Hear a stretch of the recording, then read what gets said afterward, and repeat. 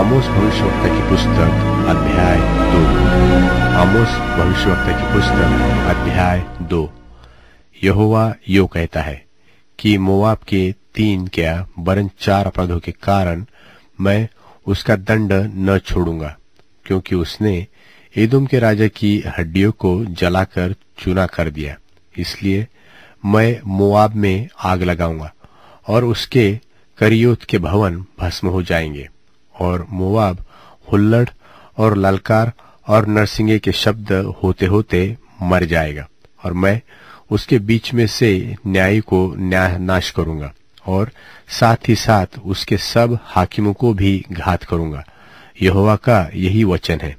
यहोवा यो कहता है कि यहूदा के 3 क्या वरन 4 अपराधों के कारण मैं उसका दंड न छोड़ूंगा, क्योंकि उन्होंने यहोवा की व्यवस्था को तुच्छ जाना और मेरी विधियों को नहीं माना, और अपने झूठे देवताओं के कारण जिनके पीछे उनके पुरखा चलते थे वे भी भटक गए हैं। इसलिए मैं यहूदा के आग लगाकर और उसके यरूशलेम के भवन भस्म हो जाएंगे। यहोवा यो कहता है कि इस्राएल के 3 क्या वरन 4 अपराधों के कारण मैं उसका दंड न छोड़ूंगा, क्योंकि उन्होंने निर्दोष को रुपये के लिए और दरिद्र को एक जोड़ी जूतियों के लिए बेच डाला है। वे कंगालों के सिर पर की धूलि का भी लालच करते और नम्र लोगों को मार्ग से हटा देते हैं, और बाप बेटा दोनों एक ही कुमारी के पास जाते हैं, जिससे मेरे पवित्र नाम को अपवित्र ठहराए।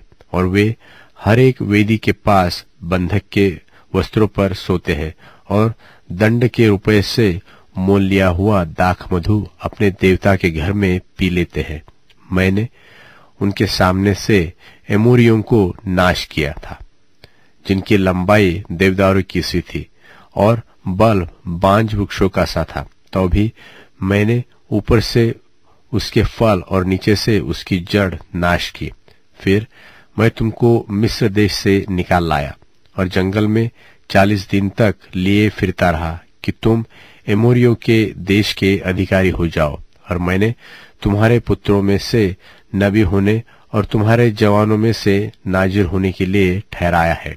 हे इस्राएलियों, यहोवा की यह वाणी है कि क्या यह सब सच नहीं है? परंतु तुमने नाजिरों को दाखमधु पिलाया और नबियों को आज्ञा दी कि भविष्यवाणी मत करो। देखो, मैं तुमको ऐसा दबाऊंगा जैसी पोलों से भरी हुई गाड़ी नीचे को दबाई जाए।